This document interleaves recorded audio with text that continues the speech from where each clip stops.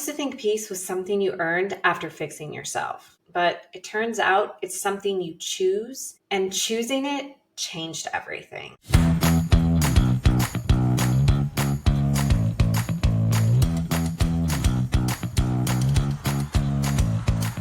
Welcome to Straight Up Dog Talk, the podcast for real dog people who want more than filtered advice and internet perfect solutions. I'm Em, dog trainer, canine nutritionist, enrichment specialist, and lifelong advocate for big feeling dogs and the humans who love them. Around here, we talk about what really matters because this journey isn't always easy. And you and your dog deserve the support that actually meets you where you are. In today's solo episode, I'm sharing how breaking my foot forced me to completely reevaluate what I was chasing, why I chose to stop taking Xanax after 15 years, and how it has changed my life, and how my dogs helped me redefine what peace actually looks and feels like in our home, our routines, and in my own body. I broke my foot in January, and I know that sounds small in the grand scheme of things, but that moment shifted everything for me because I couldn't move. I couldn't walk my dogs. I couldn't clean. I couldn't film a lot of content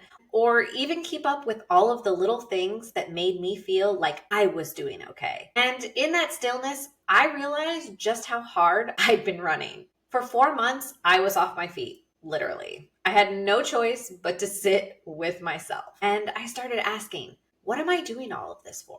Who am I doing all of this for? And is any of this actually making me happy? And that's when it hit me. I'd built so much of my life chasing external validation, doing things because I thought I was supposed to, or because someone else expected it, or because it looked good from the outside. But none of that actually felt good on the inside.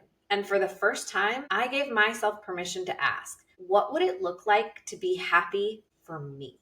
And that was the beginning. What I didn't realize until recently is just how much pressure I'd been carrying to show up perfectly, especially here on the podcast, in my content, as a trainer, as someone who's supposed to have the answers. It felt like every episode needed to be perfectly articulated. Every story had to have a clean resolution. Every moment had to prove I was thriving before I had the right to speak. And it made everything harder. The writing, the filming, the sharing. I was second guessing every word because I thought showing up while still figuring it out made me less trustworthy.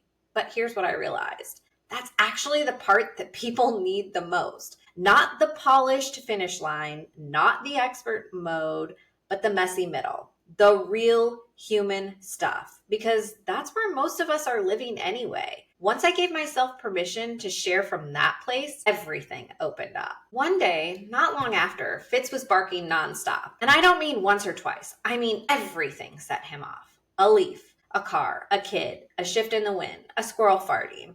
He was on high alert and I was spiraling. And then he stopped. He turned around and he looked straight at me. Not in fear, not in frustration, just this very still, very present look like, you good? And I felt it in my chest. He wasn't reacting to the world. He was reacting to me reacting to the world. He was picking up everything I was holding in my body, stress, urgency, tension. And that was the moment I realized peace isn't something I just give to my dogs. It's something I share with them or take away from them.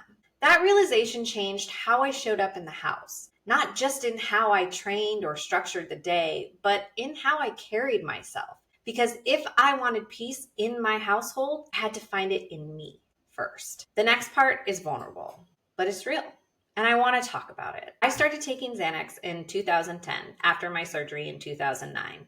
It's been 15 years. And honestly, it helped me survive some of the hardest years of my life. It kept me grounded when nothing else did. It helped me function when panic ruled my body. But earlier this year, while I was healing from my foot injury, rediscovering my purpose, reconnecting with my dogs and with myself, my therapist looked at me and said, "You're healthy, happy, thriving. I've never seen you in such a good place. Do you think you might be ready to try life without it?"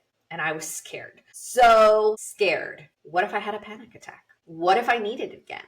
What if I couldn't sleep without it? Sometimes just missing a single dose would wreck my night. But with her support, I decided to try. We tapered my dose slowly over the next 4 months. from 2 milligrams to 0. And now it's been 6 weeks, and I am so proud of myself. I'm sleeping better than I did on Xanax. I feel clearer, less foggy, and more alive, and more in control. Only 2 minor panic attacks, and I've managed them both on my own. And that feels freeing. Not because I beat something, but because I showed up for myself. And in a way I never had before. This to me is what healing looks like.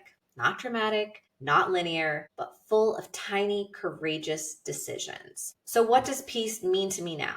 It's not silence. It's not control. It's not having dogs who never bark or never react. It's feeling safe in your own body and in your own home. Peace looks like dance parties on Friday night, leaving the dishes until after we go outside and play fetch after dinner, letting Fitz sleep under the blankets because that's where he feels safe. It's recognizing that my dogs don't need me to be in control. They need me to be regulated, to be aware, to pause, choose connection over performance. Because when I do that, when I let go of the need to fix, they soften, and then we soften together. These days, peace isn't a thing I chase. It's a rhythm I return to. It looks like not checking my phone first thing in the morning, having breakfast while Toby begs for food on the floor, feeding Fitz and watching him enjoy it, a slow walk where we don't pass anyone,